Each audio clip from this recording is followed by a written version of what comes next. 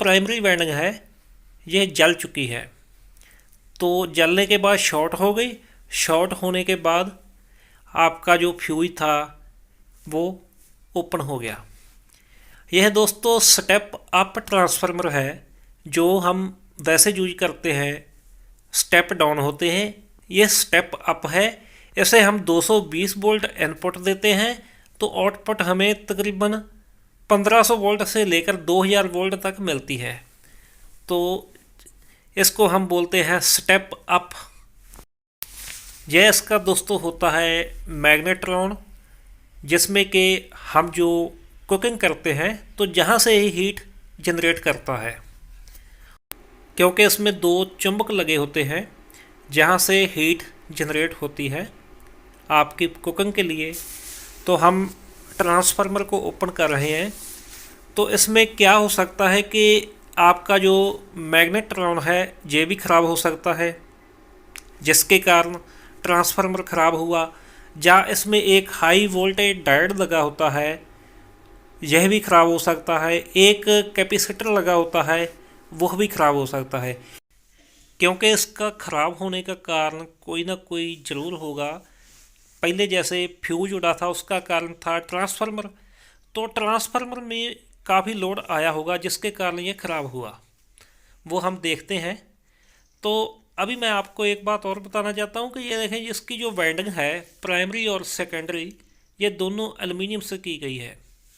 कंपनियां हमारे से कितने कितने पैसे लेती है जब हम नया प्रोडक्ट खरीदते हैं, तो हमें यह देखे दे रहे हैं एल्युमिनियम।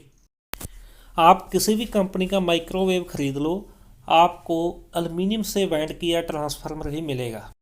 तो मुझे अभी क्या है कि ये पुराना ही मिला है, नया तो नहीं मिला। तो पुराना मिला है, वो है 700 वाट का, यह वाला देख लो। और ये था 800 वाट का, जो इसमें से निकला है ये 800 वाट का है।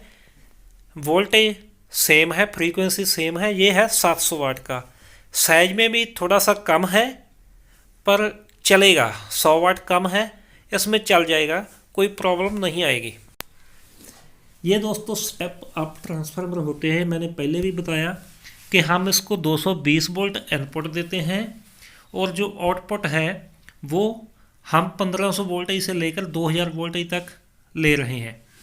तो इसकी जो प्राइमरी वाइंडिंग है वो मोटी वायर से की जाती है, जो सेकेंडरी वाइंडिंग है वो ब्रिक वायर से की जाती है। और दूसरी बात मैं आपको यह बताना चाहता हूँ कि इसको एसी इनपुट सप्लाई देकर आप मल्टीमीटर से इसे चेक मत करना, नहीं आपका मल्टीमीटर ख़राब हो जाएगा। उसका कारण यह है कि हमारे जो मल्टीमीटर होते हैं वो सिर्फ 750 वोल्टेज तक है, हाई वोल्टेज के लिए नहीं। अगर आपके पास हाई वोल्टेज का 2000 वोल्ट तक का मल्टीमीटर है तो आप इसे चेक कर सकते हो। तो अभी हम बात कर रहे थे कि इसका कारण क्या हो सकता है ख़राब होने का। तो उसमें 3 कारण हो सकते हैं। एक है डायोड, और ये कैपेसिटर जो लगा हुआ है, और तीसरा है मैग्नेट्रॉन।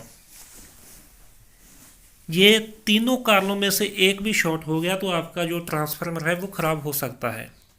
पर इसमें जो चांसेस है, क्योंकि इसकी प्राइमरी वाइंडिंग ख़राब हुई है, तो मुझे नहीं लगता कि मैग्नेट्रॉन उसमें ख़राब होगा। इसमें प्रॉब्लम होगी जहाँ तो ये कैपेसिटर की, मैं ये नया लेकर आया हूँ, और जहाँ इसका जो डायोड है ये ख़राब होगा। तो उसके चेकिंग के लिए सबसे पहले हम क्या करेंगे कि मल्टीमीटर को कंटिन्यूटी की रेंज पर रखेंगे। तो हम इसको कंटिन्यूटी की रेंज पर रखेंगे। उसके बाद डायोड की कंटिन्यूटी देखेंगे। अगर कंटिन्यूटी ना आई तो ये सही है। अगर थोड़ी बहुत रीडिंग जहाँ कंटिन्यूटी 0 आई तो आपका जो डायोड है ये शॉर्ट है, आप इसे चेंज कर दो। पर इस हालत में अभी ये जो हमारा डायोड है ये सही है। उसके बाद आता है कैपेसिटर, जो कि मुझे शॉर्ट लगता है क्योंकि इसकी ये देखें कंटिन्यूटी आ चुकी है, इसकी कंटिन्यूटी नहीं आनी चाहिए। कोई भी कैपेसिटर हो आपको पता है उसकी कंटिन्यूटी 0 नहीं आनी चाहिए। तो मैं यह लेकर आया हूँ पहले ही, मुझे डाउट था एक डायोड और एक कैपेसिटर मैं लेकर आया था, इसीलिए कि कोई ना कोई प्रॉब्लम हो सकती है।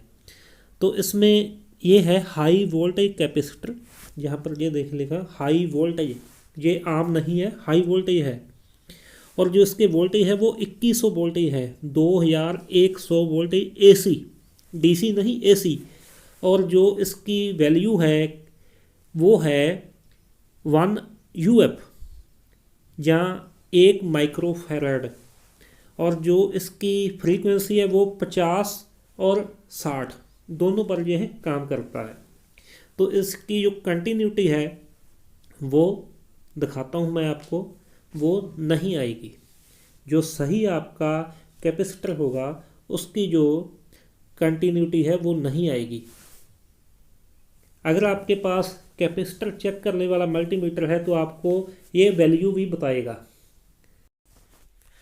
तो इसका जो पहले कैपेसिटर लगा हुआ था वो बाहर निकाल रहे हैं हम, उसकी वैल्यू देखते हैं कि सेम थी, जहाँ कोई इससे ज़्यादा है, कम ज़्यादा। वैसे ये एक एमएफडी का ही होता है, एक यूएफ का होता है।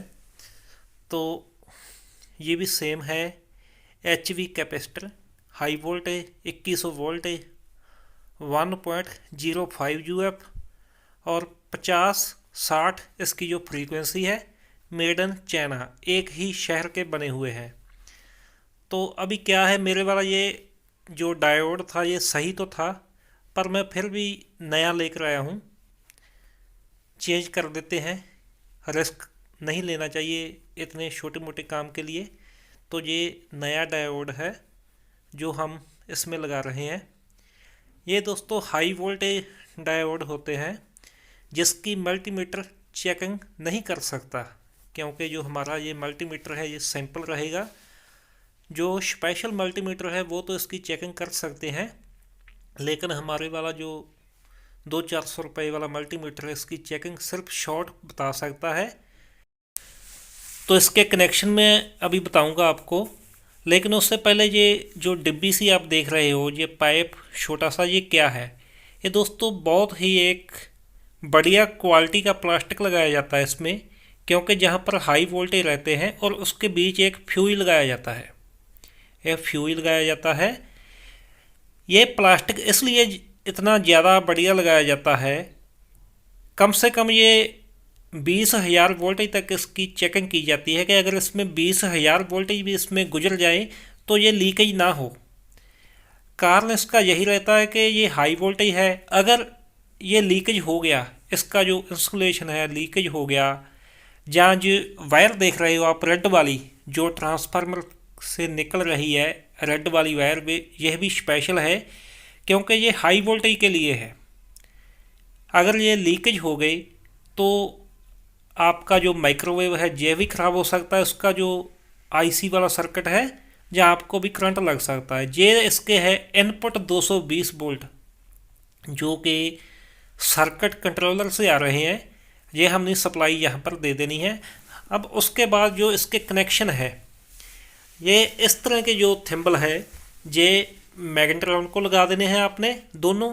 इसका नेगेटिव और पॉजिटिव कोई नहीं है क्योंकि एसी सप्लाई है। और जहाँ पर आपने मैग्नेट्रॉन से ही एक वायर जा रही है कैपेसिटर को, वो आपने लगा देनी है।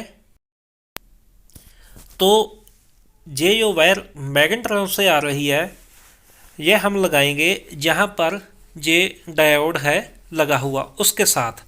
और जो दूसरा सिरा है कैपेसिटर का, ये देखें, ये वाली वायर है जो मैग्नेट्रॉन से आ रही है और जहाँ पर जो डायोड लगाया गया है उससे ग्राउंड की जाती है।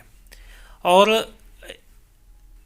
ये जो फ्यूज वाली वायर है ये जो आपका कैपेसिटर है उसके दूसरे सिरे में लगा देते हैं। तो इस तरह से इसके कनेक्शन हो जाते हैं। और अभी हमने इसे चालू कर दिया है, तो इसमें हम पानी का एक गिलास रखेंगे चेकिंग के लिए, थोड़ा सा पानी डालकर इसमें रखेंगे। देखते हैं कि यह काम कर रहा है इसका मैग्नेट्रॉन, क्योंकि और तो इसकी कोई चेकिंग नहीं है, सिर्फ यही चेकिंग है। तो अगर पानी गर्म हो चुका तो हमारा जो माइक्रोवेव है वो सही है। ये पानी गर्म हो चुका है, माइक्रोवेव हमारा सही है। तो दोस्तों वीडियो देखने के लिए बहुत बहुत थैंक यू।